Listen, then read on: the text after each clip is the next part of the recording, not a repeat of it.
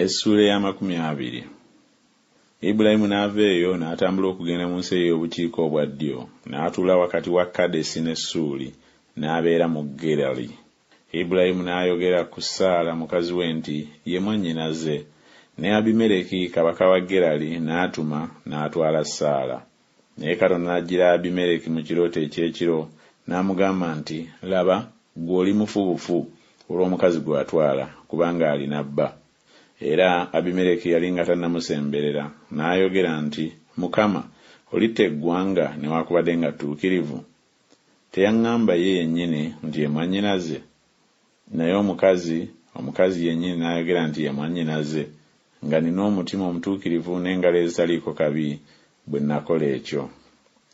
Katonda n'amugamba mu kirooto nti, weewaawo mmanyi nga wakola ekyo ng'olina omutima omutuukirivu, era nange ne nkuziyiza okunnyonoona, kyennava nnema okukuganya okumukwatako. Kale nno zaayo mukazi w'omusajja, kubanga ye nnabbi, naye alikusabira, naawe oliba mulamu. Era bw'otoomuzzeeyo, tegeera nga tolirema kufa, ggwe n'ababo bonna. Abimereki n'agoloka enkya mu makya, n'ayita abaddu be bonna, n'abuulira ebyo byonna mu matu gaabwe. Abasajja ne batya nnyo. Abimereki n'alyoka ayita Ibulayimu n'amugamba nti, onkoze ki? Nange nakwonoona ntya ggwe okundeetera nze n'obwakabaka bwange okwonoona okunene? Onkoze ebikolwa ebitagwana kukola. Abimereki n'agamba Ibulayimu nti, walaba kiki ekyakukoze ekyo? Ibulayimu n'ayogera nti, kubanga nalowooza nti mazima okutya Katonda tekuli mu kifo kino, nange balinzita olwa mukazi wange. Era naye mazima ye mwannyinaze, mwana wa kitange, naye si mwana wa mmange, n'afuuka mukazi wange. Kale Katonda bwe yantambuzatambuza okuva mu nnyumba ya kitange, ne ndyoka mugamba nti, kino kye kisa kyo ky'ononjolesanga.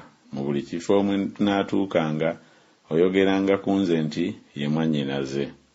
Naye Abimereki n'atwala endiga n'ente n'abaddu n'abazaana, n'abiwa Ibulayimu, n'amuddiza Saala mukazi we. Abimereki n'ayogera nti, ensi yange eri mu maaso go, tuula gy'onooyagala. N'agamba Saala nti, laba, mpadde mwannyoko ebitundu 10 ebya ffeeza. Laba, kyekyokubikka ku maaso gy'oli eri abo bonna abali naawe, ne mu bigambo byonna ogattiddwa. Ibulayimu n'asaba Katonda, Katonda n'awonya Abimereki ne mukazi we n'abazaana be, ne bazaala abaana. Kubanga Mukama yali asibidde ddala embuto zonna ez'omu nnyumba ya Abimereki olwa Saala mukazi wa Ibulayimu.